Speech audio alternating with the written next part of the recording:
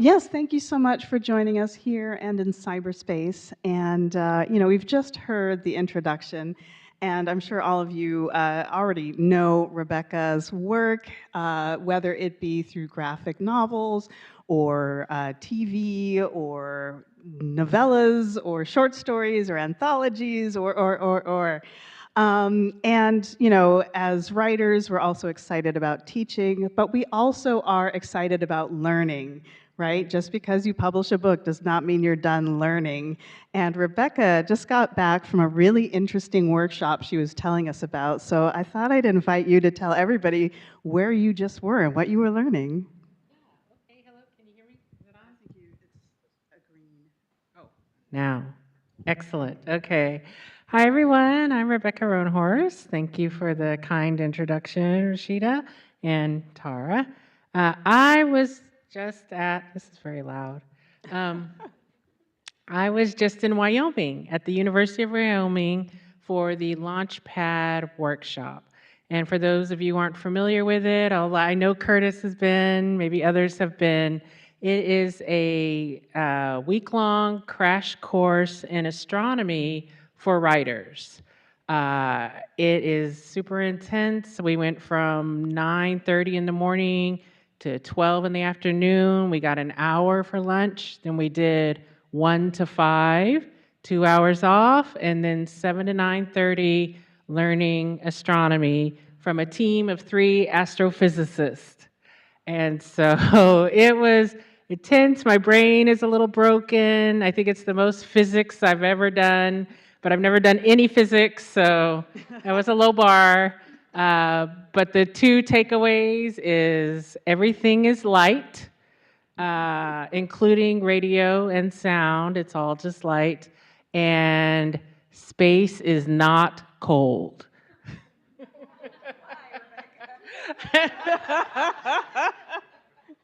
As I explained to my dinner mates, you might watch like the Marvel shows or something, and all the time, every time they go into space, they immediately freeze, and their faces are covered with crystals.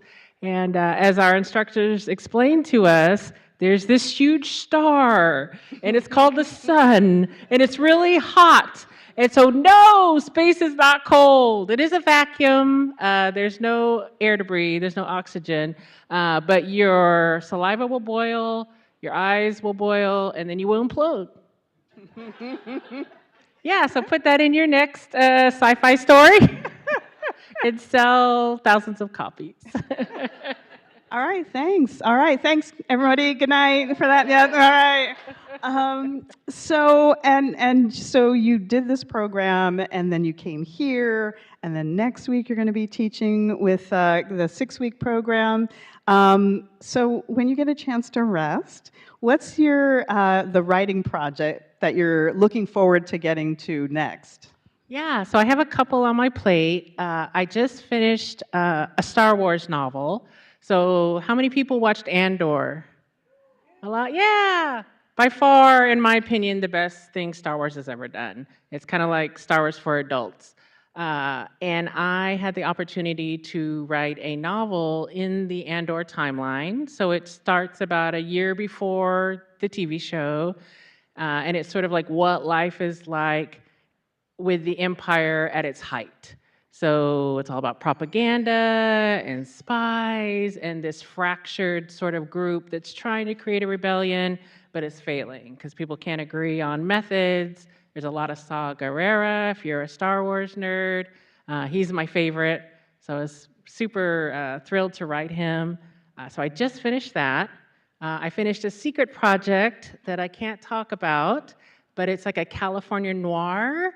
I think it's like a cross between Hereditary and Midsummer, but in California. So horror, definitely a horror novella. And then I have a novel that is due in just a few months, which I am working on. I'm not going to talk about because who knows what the heck that's going to be.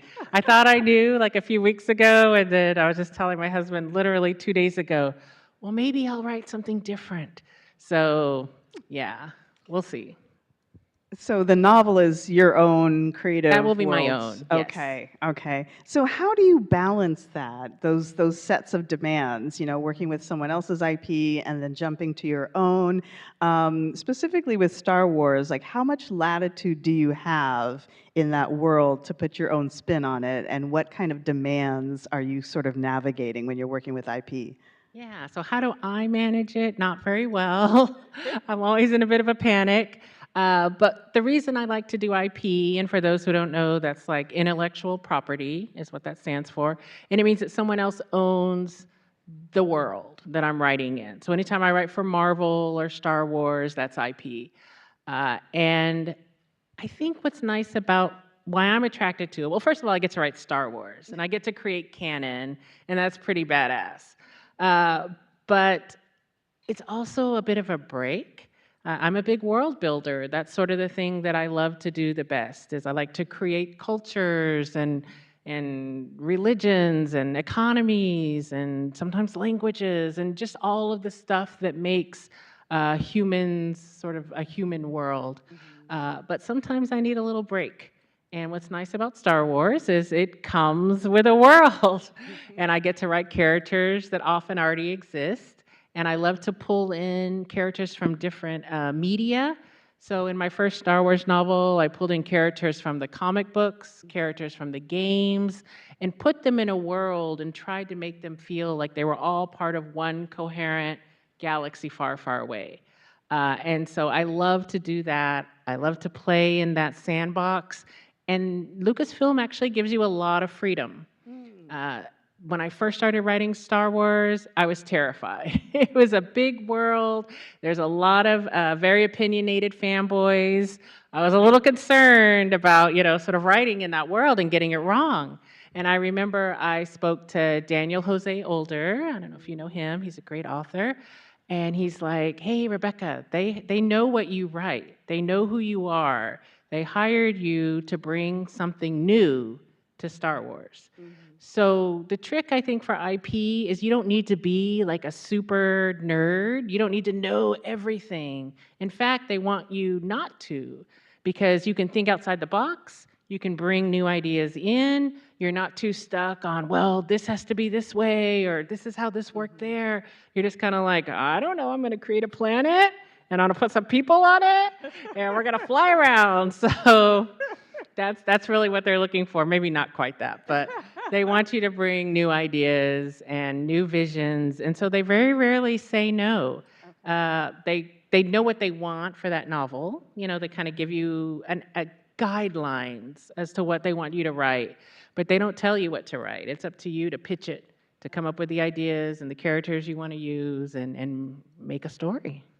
And has that been the same with Marvel? Has Disney been a little more guiding? Oh, What can you yeah. say about the different experiences without getting in trouble? I'm like, we don't talk about Marvel. No, Marvel has been interesting. I've written mostly comics for them, but I did also write TV for Marvel. I was part of the writer's room for the show Echo, but I wrote a 5-volume comic about Echo as well as one of the characters in the Marvel universe. Um, yeah, I think it depends. I had a great editor for the comics, Sarah Brunson. She's amazing. Loved her. TV, I think, is a little more challenging. There are a lot of voices and a lot of opinions because there's a lot of money on the line. I get it. Yeah, no, that's all I'll say about that. All right, thank you. So, how did you even get into this multimedia world? Because I'm sure we have a lot of writers out there who are writing and wondering, how does this even happen? What's a possible roadmap to getting into this world? Yeah, so I started with a novel. I was actually a lawyer for a decade, and I started writing because I'm a huge science fiction and fantasy writer or reader myself, and I didn't see a book like what I wanted to write. I was a big fan of urban fantasy, which was sort of coming out of the '90s. This idea of like sort of badass women fighting monsters, but in our world, and they often have a complicated love life, and this all sort of stuff. I remember the first urban fantasy story I ever picked up. I was in an airport, and I picked up a novel. It was actually Anita Blake, Vampire Hunter by Laurel K. Hamilton, and I was reading the back, and it's like, Anita, will she choose between her werewolf lover or her vampire lover? And I was like, I don't know, but I'm gonna find out. And so I was kind of hooked. And so I knew I wanted to write something like that, not exactly, but I wanted to, at the time I was working in legal aid on the Navajo Nation, and I knew I wanted to, and there's always a lot of like native characters, right, in urban fantasy. It's kind of a trope. But they were never like the native women that I knew, like the people that I saw every day. And all the monsters were all Western European monsters. And I was like, well, I want to write a character who is fully native, like what I see around me, and I want her to fight, the gods and the heroes and the monsters of this world. I mean, here we are in the Americas. We have this rich cultures and traditions, and we have to keep going to Western Europe for inspiration. Like, I thought that was kind of depressing. So I wrote that first novel just for fun. Just to keep me sane. And every night I would work my 9-to-5 job, and then I would come home and I'd sit by my daughter's bedside and I'd write from like 10 p.m. to 2 a.m. And it was really my salvation. And I was just doing it for myself. I knew nothing about publishing. I lived in New Mexico. I didn't even know what querying meant.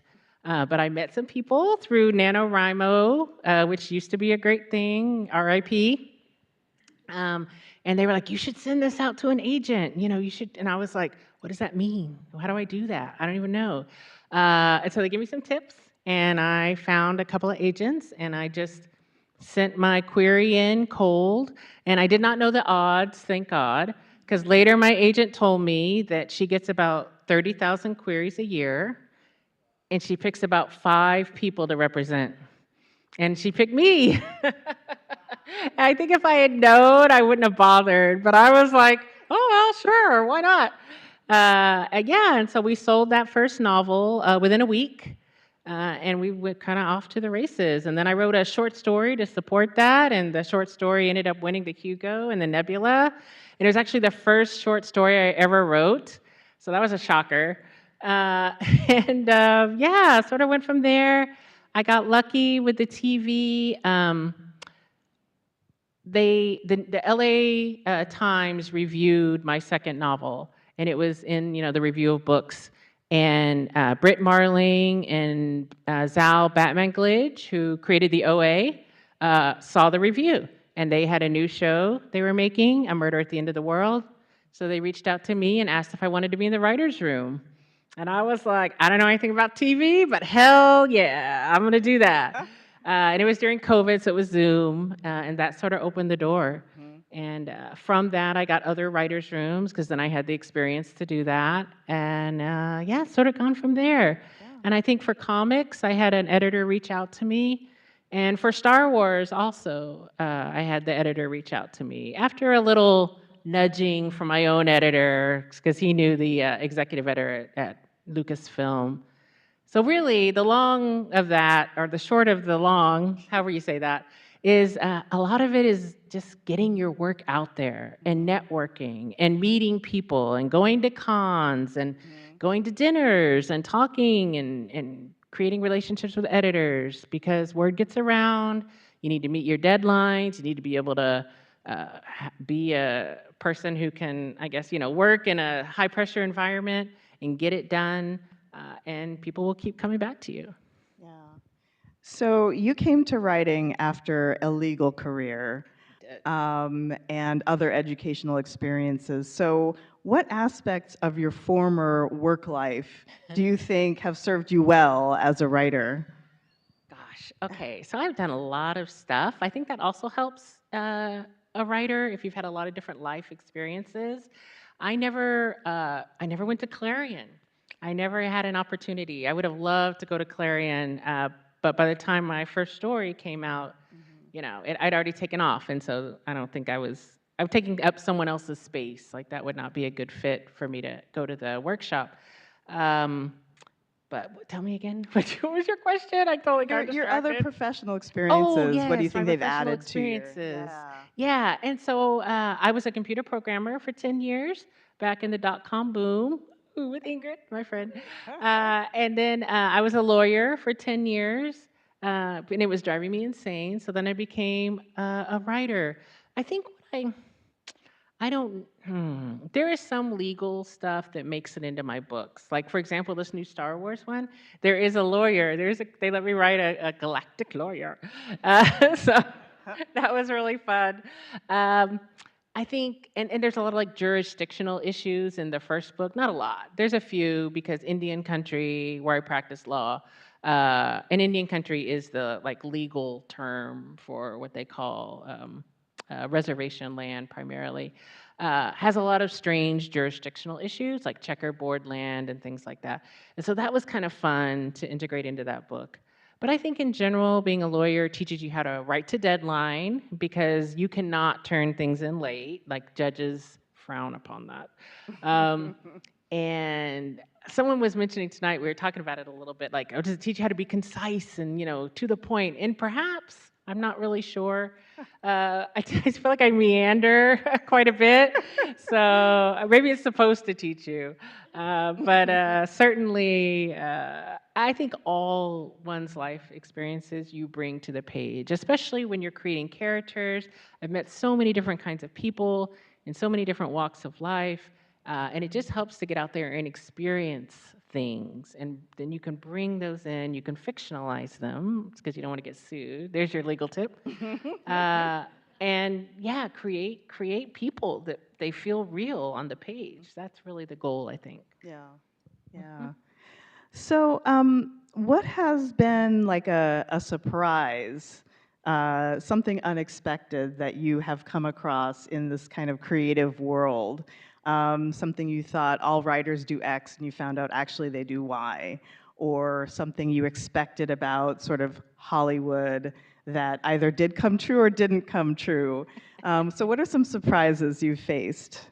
Oh gosh. I think finding a process. So every book is different. Every project feels different. You never, in my opinion at least, I have never become a master of any particular thing. So maybe you write your first novel, your second novel. I think I've written 9 novels now, and never have I felt, oh, I know how to do this. Oh, I'm just going to outline, and then it's all going to come together. It's going to be brilliant. Give me 6 months, I'll have it done. Every time I'm like, holy crap, I don't know how to do this. Like, where do I start? It's easy to have an idea. It's much harder to execute that idea on the page. So I have dozens of ideas, but is there enough meat in the idea to actually create a story that's 70, 80, 90,000 words long? Is there character like driving this? Because an idea is not enough. You need people, to push it forward, and not just plot, but like feelings. My belief, my secret is that we all come to story because we want to feel something. If we just wanted to learn something, if it was all just facts, we can read nonfiction, right? We can read self-help, whatever that is. But we want to feel something, and that's what story does for us. So you, as a writer, have to take emotion and put it on the page. Now, in a screenplay, you have actors, right? You just have to come up with the dialogue, and then the actors can do all the emoting with their faces and their hands, or whatever it is that actors do. That is beyond me, by the way. But a writer has to get that on the page. You have to find a way to translate emotion into words, and that's really the challenge. And then you have to create empathy with the reader who is coming with all their own thoughts and feelings and life experiences to collaborate with you at a specific moment in a story. And if you can do that successfully, then honestly, you can change minds, you can move mountains, you can open whole new worlds to people. But I think it takes that emotional resonance, that ability to create empathy between the reader and a fictional person that doesn't even exist in order to tell a good story. Mm-hmm. And with so much experience and when you're working with emotions and, trying to figure out the right words, do you still read your work aloud? I mean, you're so practiced, right? And you've got all these words behind you, but do you still find yourself reading your work aloud to make sure that the flow is where you want it to be? Or are you kind of like, I don't need to do that anymore? Oh, no, every time. Yes. I think it would be a mistake for writers not to read their own words aloud. For me, everything has a rhythm. So a sentence has a rhythm, and until you literally hear it out loud, sometimes you don't notice that it's wrong.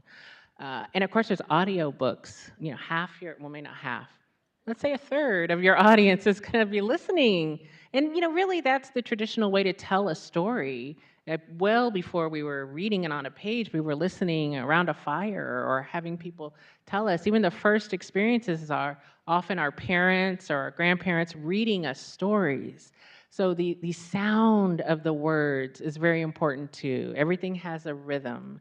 And if you can find that rhythm, it makes for beautiful, beautiful prose. And that's not really even my strength. I'm not a very I have a decent vocabulary. I'm not like, oh, it's so fancy with the poetry.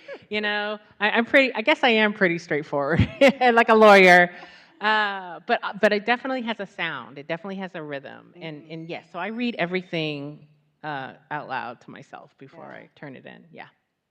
So I am sneaking you toward a reading here with these questions, and I see that you have your collection here. Talk a little bit about this collection because this is kind of a retrospective over a span of time. So, what made you feel like okay, now is the right time, and how did you choose the stories that went into this collection? So, River of Bones and Other Stories, which is for sale here after the is my short story collection. And it came about because I had a contract for a short story collection. And my editor was like, get it together. Very straightforward. Yeah, these are the facts. I wrote my first short story, like I mentioned, in 2017, and it did quite well. And then I just found that I enjoyed short stories. And I know a lot of people don't read a lot of short stories, but for me, it was the ability to take an idea, play with that idea, and create some sort of emotional punch in very few words. Mm-hmm. Because a novel is a commitment. That is like months and months of work. And like I said, there's character work that needs to be done. There's all this emotional work. And a short story, it might be like, oh, I saw this thing on the news and it's really interesting. And maybe I want to dig a little deeper. Or maybe there's some feeling, that I'm feeling and I want to try to tell like a story about it to try to get at the kernel of what that emotion is. Let me work that out on the page. Mm-hmm. And so over the course, I guess, of the last 8 years, I've written probably a little over a dozen or so short stories, some more successful than others. And so my editor actually decided, which, this is the facts, my editor decided which short stories would be included. The ones he thought, sort of made a coherent retrospective of my work as it is. Right. And then there is a novella in the back of this book, which is called River of Bones, which belongs to the Sixth World series. So that's why we put the characters on the front so that people would know that. Because I get a lot of questions about, are we ever going to go back to the Sixth World? That was the world in my first 2 novels. And so, yes, we went back very briefly in this book. And did you have the urge to massively edit some of the older material, or did you just say, you know what, it is what it is, we're going to put it there? Because as writers, right, we're always advancing, and we're always, feeling like we're hopefully at the peak of our powers right at this moment. So how was that like for you, looking back at these stories, where you're like, oh, I would have done X, Y, or Z differently, or were you at peace with them? Absolutely no editing whatsoever. If they sent me a copy edit, I was like, stat, I'm not touching that. Because I feel like everything I write is a snapshot of a moment in time. We as human beings, and especially as writers, we are constantly, if you're doing it right, changing and evolving. So the things that interested me 8 years ago may not interest me now. Even the things that I wanted to write about 2 years ago, I'm like, I think I'm done, or I'm a different person. Like my daughter, we're dropping her off to college in 2 weeks. Keep trying to, oh, it's insane. So having a 5-year-old versus having an 18-year-old, I'm a very different person. That is a lot of time that has passed, a lot of things I have experienced, and I don't need to revisit them, even in an edit. So I feel like each story captures a moment in time where I existed, and that's what interested me, and that is the story I wanted to tell. And now I am not that person anymore. Something else interests me. I have a different story to tell. So, yeah. All right. Well, speaking of telling stories, I'd like to invite you to do a little of that. So take it away. Yeah, that was very smooth. Okay, so as I said, there are 1, 2, 3, 4, I think 8 or 9 short stories here. So maybe I will read, I didn't really think this through. Maybe I'll just read from the first one, because that's usually the one, that's my go-to. I know that one very well. Also, if you do pick this up, in the introduction, I do break down like what I was thinking when I wrote each story and where the inspiration came from. And I think that can be very helpful because it gives context to a story, which you very rarely get. And I very rarely get to share. Most of the time, you're just reading in a vacuum and you don't know why I wrote that, but now you do. Okay. Welcome to your authentic Indian experience trademark. In the great American Indian novel, when it is finally written, all of the white people will be Indians, and all of the Indians will be ghosts. Sherman Alexie, How to Write the Great American Indian Novel. You maintain a menu of a half dozen experiences on your digital blackboard, but Vision Quest is the one the tourists choose the most. That certainly makes your workday easy. All a Vision Quest requires is a dash of mystical shaman as spirit animal, wolf usually, but birds of prey are on the upswing this year, and the approximation of a peyote experience. Tourists always come out of the experience feeling spiritually transformed. You've never actually tried peyote, but you did smoke your share of weed during that 1 year at Arizona State, and who's going to call you on the difference? It's all 101 stuff, really, these quests. But no other Indian working at Sedona Sweats can do it better. Your sales numbers are tops.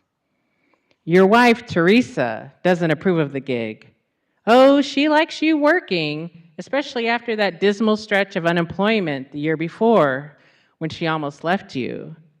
But she thinks the job itself is demeaning. Our name's not True Blood, she complains when you tell her about your nom de rev. Nobody wants to buy a Vision Quest from a Jesse Turnblatt, you explain. I need to sound more Indian. You are Indian, she says. Turnblatt's Indian sounding enough because you're already Indian. We're not the right kind of Indian, you counter. I mean, we're Catholic, for Christ's sake. What Teresa doesn't understand is that tourists don't want a real Indian experience. They want what they see in the movies. And who can blame them? Movie Indians are terrific. So you watch the same movies the tourists do until John Dunbar becomes your spirit animal and stands with Fist, your best girl. You memorize Johnny Depp's lines from The Lone Ranger and hang a picture of Iron Ice Cody in your workshop. For a while, you were really into Dustin Hoffman's Little Big Man. It's Little Big Man that does you in. For a week in June, you convince your boss to offer a Custer's Last Stand special, thinking there might be a tourist or two who want to live out a Crazy Horse experience. You even memorize some quotes attributed to the Venerable Sioux chief that you find on the internet. You plan to make it real authentic. But you don't get a single taker. Your numbers nosedive. Management in Phoenix notices, and boss drops it from the blackboard by 4th of July weekend. He yells at you to stop screwing around, accuses you of trying to be an artiste or whatnot. Tourists don't come to Sedona Sweats to live out a goddamn battle, boss says in the break room over lunch one day, especially if the white guy loses. They come here to find themselves. Boss waves his hands in the air in an approximation of something vaguely prayer-like. It's a spiritual experience we're offering. Top quality. The fucking best. Daran, your Navajo coworker with the pretty smile and the perfect teeth, snorts loudly. She takes a bite of her sandwich, mutton by the looks of it. Her jaw works. Her sharp teeth flash white. She waits until she's finished chewing to say, nothing spiritual about squaw fantasy. Squaw fantasy is boss's latest idea, his way to get the numbers up and impress management. Daran and a few others have complained about the use of the ugly slur, the inclusion of a sexual fantasy as an experience at all. But boss is unmoved, especially when the first week's numbers roll in. Biggest seller yet. Boss looks over at you. What do you think? Boss is Pima, with a bushy mustache and a thick head of still dark hair. You admire that about him. Virility. Boss makes being a man look easy. Makes everything look easy. Real, authentic-like. Daran tilts her head, long beaded earrings swinging, and waits. Her painted nails click impatiently against the Formica lunch table. You can smell the onion in her sandwich. Your mouth is dry like the red rock desert you can see outside your window.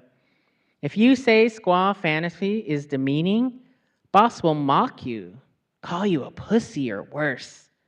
If you say you think it's okay, Daran and her crew will put you on the guys who are assholes list, and you'll deserve it. You sip your water bottle, stalling. Decide that in the wake of the Crazy Horse debacle, that boss's approval means more than Daran's, and venture, if the tourists like it. Boss slaps the table, triumphant. Daran's face twists in disgust. What does Teresa think of that, eh, Jessie? She spits at you. You tell her boss is thinking of adding Savage Braves to the menu next. He's going to have you in a loincloth and hair down to your ass. See how you like it. Your face heats up, embarrassed. You push away from the table too quickly, and the flimsy top teeters. You can hear boss's shouts of protest as his vending machine lemonade tilts dangerously, and Daran's mocking laugh, but it all comes to your ears through a thick shout of cotton. You mumble something about getting back to work. The sound of arguing trails you down the hall. You change in the locker room and shuffle down to the pod marked with your name. You unlock the hatch and crawl in. Some people find the pods claustrophobic, but you like the cool metal container, the tight fit. It's comforting. The VR helmet fits snugly on your head, the breathing mask over your nose and mouth. With a shiver as of anticipation, you give the pod your experience settings. Add the other necessary details to flesh things out. The screen prompts you to pick a tourist connect-in from a waiting list, but you ignore it, blinking through the option screens until you get to the final confirmation. You brace for the mild nausea that always comes when you relocate in and out of an experience. The first sensation is always smell. Sweetgrass and wood smoke and the rich loam of the northern plains. Even though it's fake, receptors firing under the coaxing of a machine, you relax into the sense. You grew up in the desert among people who appreciate cedar and pinon and red earth, but there's still something home-like about this prairie place. Or maybe you watch too much TV. You really aren't sure anymore. And I'll stop there.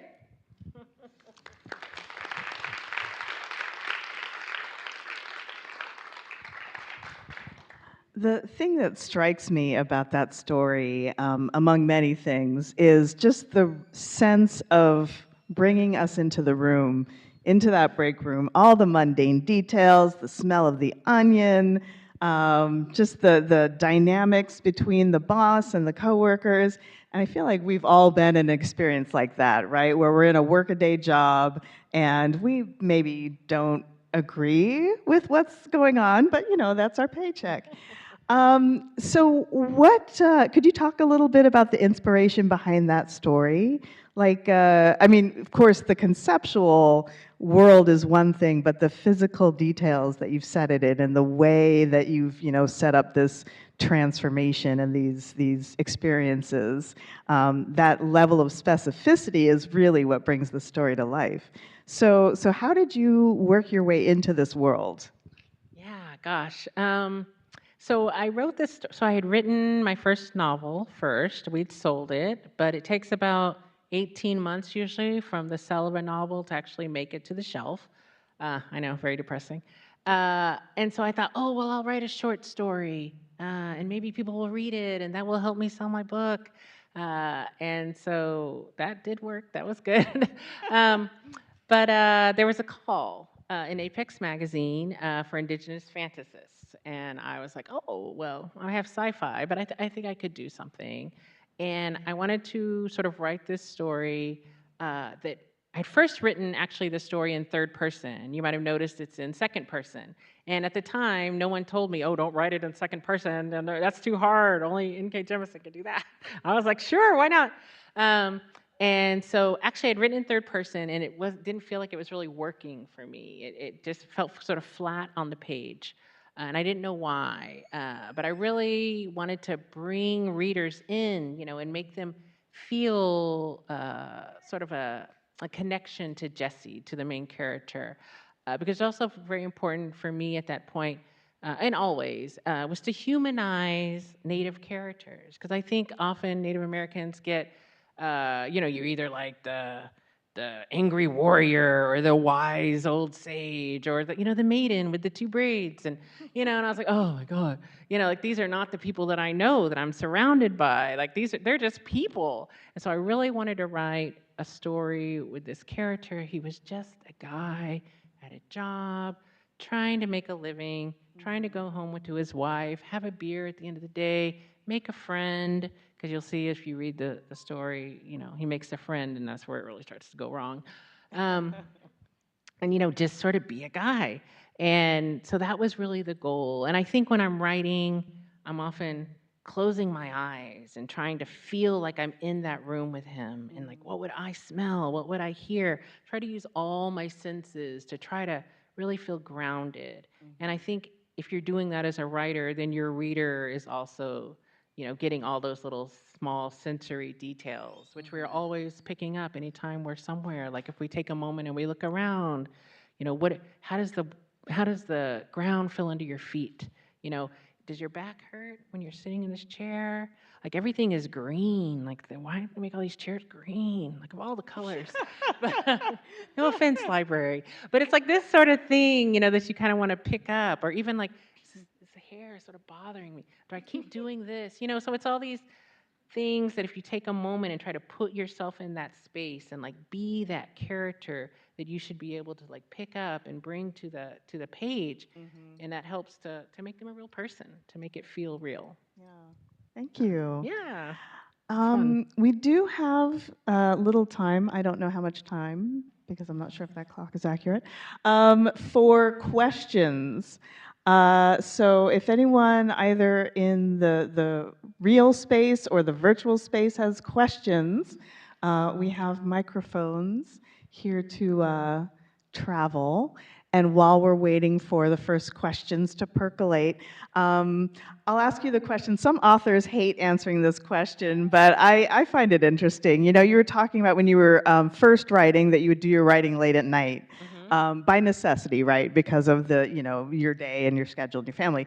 So do you have, I mean, you're doing so much, going so many, do you have a schedule? Or is your schedule just like mayhem and chaos and wherever you can write?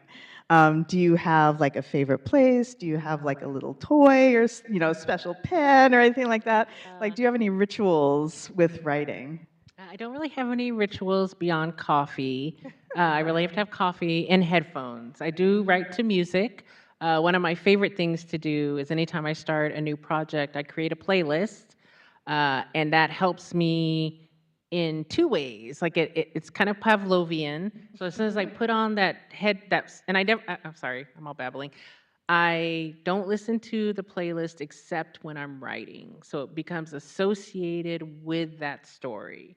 So as soon as I put on those headphones and I'm listening to those specific songs, then I can get into that world very quickly.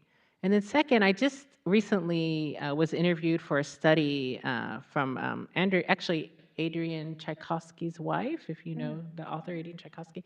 His wife is like a musicologist at like the University of Leeds or something, and she was doing a study on how authors use music. And she was asking me all these questions, and we were going through, and she's like, so you use music to access a deeper emotional part of yourself. And I was like, oh, really? Do I? I was like, oh, yeah, I guess I do, you know? Yes, exactly. So often you can use music and I feel like it opens you up, like in a way that not having music does. So when I am writing, especially these deep emotional scenes where, I don't know, characters are really like spilling their guts and stuff, it really helps like to have a soundtrack. And so, yeah, that's really the only rituals. Otherwise, I'm writing whenever I can because I'm on deadline and I have to get words down. Yeah. So can you listen to music with words, or is it just instrumental? Yeah, no, I listen to Oh, man, words. And that just often the words are inspirational. Yeah. okay, Yeah. okay, all right. Yeah, like there's a Black Sun soundtrack, and it's all like, I'm sending a raven. And I'm like, oh, it's so deep. That's what I feel. That's Serapio. He's suffering. So, yeah, stuff like that. Okay. All right. Do Any we- other questions? Yeah, in do the we have audience? questions from the audience? Requests for her next novel? What should she write next? No, it's no, no. Oh, yes.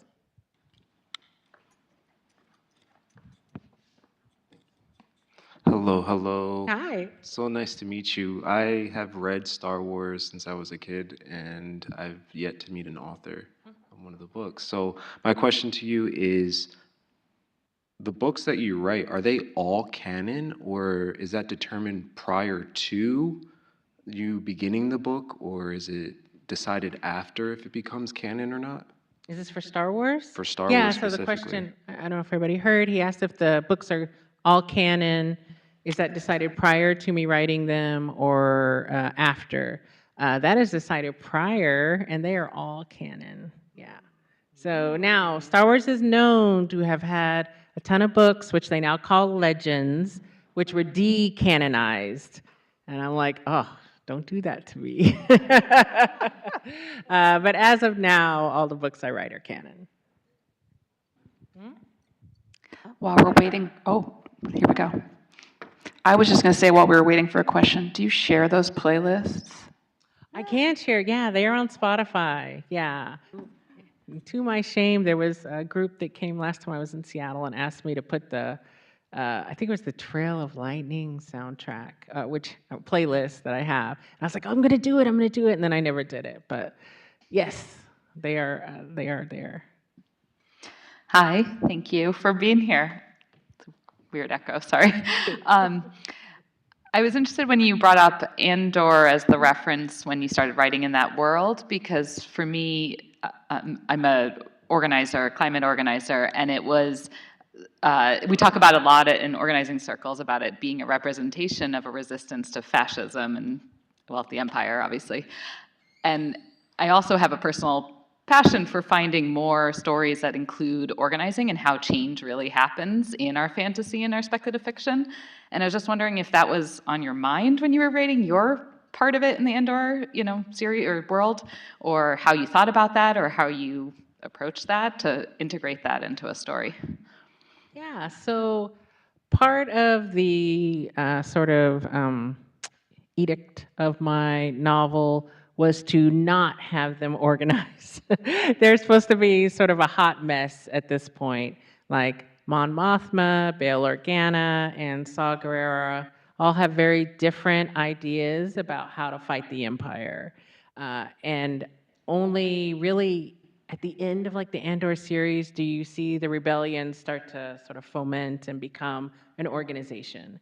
And so my book is supposed to show how they're scattered and they can't agree. And the one moment at the beginning of the book where they all sort of, or not they all, but Saw and some other folks sort of agree this is going to be what happens, and then it sort of shatters. And I don't want to give away too much, but other bad things happen. And part of that is because they cannot organize, because they cannot get it together. So yeah, it's actually kind of the opposite, but maybe it speaks to that a bit.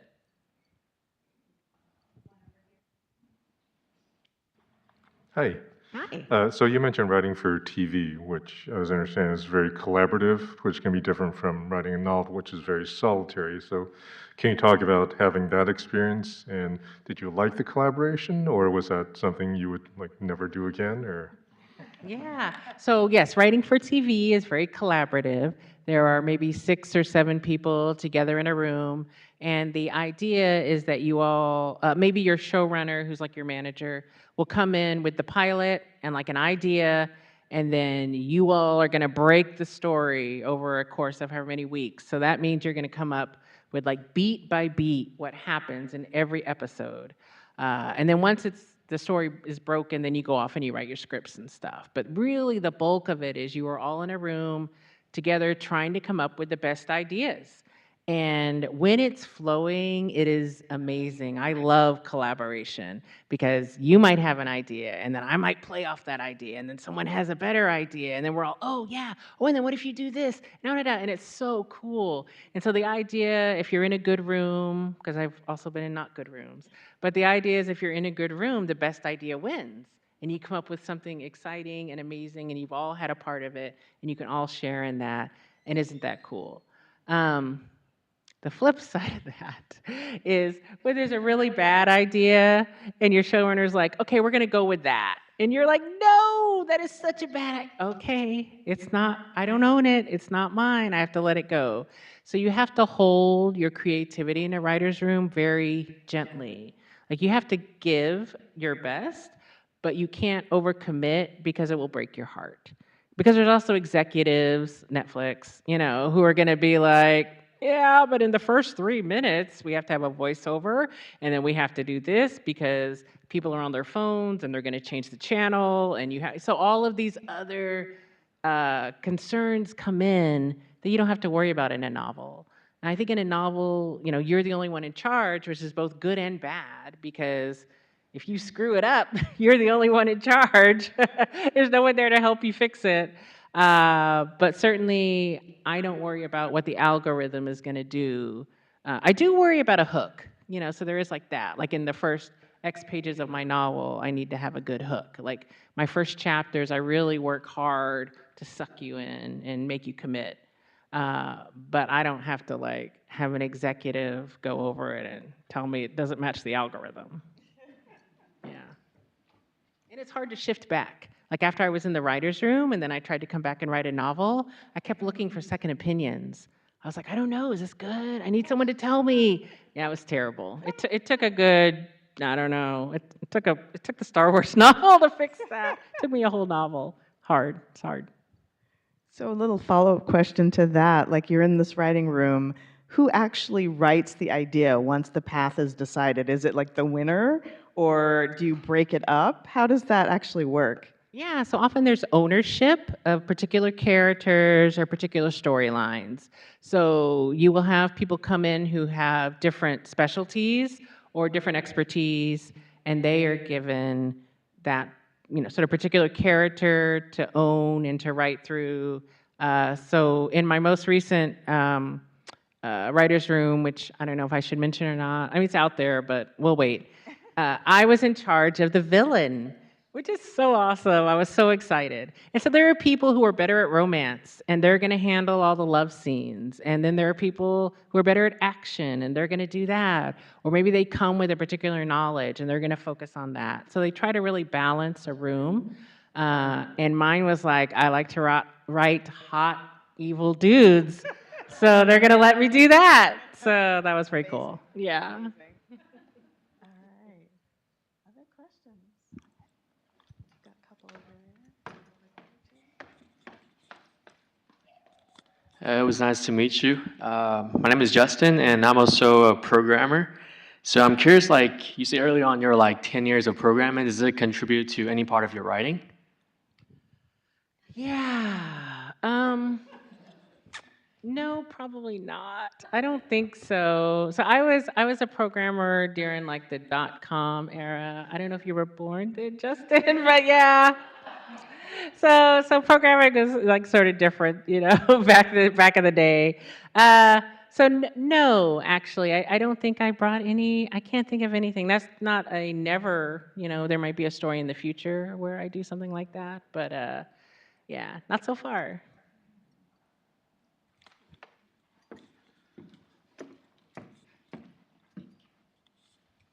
Hey, so I'm an artist, and as an artist, usually when you start a project, there's like a thumbnailing process to figure out if an idea is like valid. I'm wondering if, as a writer, you do a similar thing when you're working on your own project, if you're like pitching to yourself in some way to figure out like, is this worth chasing? Yeah, that's a great question. I try not to write anything for at least a couple of months. I just think about it and I let it stew around in my head and I try to imagine, what kind of characters and what kind of world and what they might be saying. And I need to get to the point where my characters are having conversations and I'm just, going about my day and I'm thinking, oh, well, yeah, I can totally see them having that conversation and I kind of play it out and I can visualize it. And only then when it starts to, like the soup is almost, or I don't know the metaphor, but whatever I'm cooking needs to marinate, it needs to build up until it becomes something edible. And then I'm working the metaphor, and then I can put it on the page. So I definitely do that, and then I do outline. I am an outliner. I've learned very much. I think my first book I did not outline. They talk about either a pantser, like seat of your pants. You just make it up as you go along, or you outline. And there's people in between. And so I tend to lean towards outlining because going by the seat of your pants wastes so much time because you just write all this stuff and then you throw that out and you change that. And at least if you know where you're going, like if you have sort of your beats and your sort of tent poles, or you work in a story structure, I often work in a 3-act or 4-act structure, then I don't have to think so much about where the story is going. I know how it's going to end, and my job is to get all my characters there physically in the plot, like what happens to them, but also emotionally, their character arcs, like where I need them to go. How are they going to end up? Are they going to be a mess, or are they going to like survive? Are they going to find love? Are they going to be dead? Like I need to know what's going to happen, or both. Yeah. Often my favorite is they find love and then they die. But so if I can know where all of that is going, then I can write much more freely to get them there. So I think we'll take one more question from the audience here, but are there any online audience questions? Aw. I just want to make sure I didn't miss that. What's our final question? Yeah.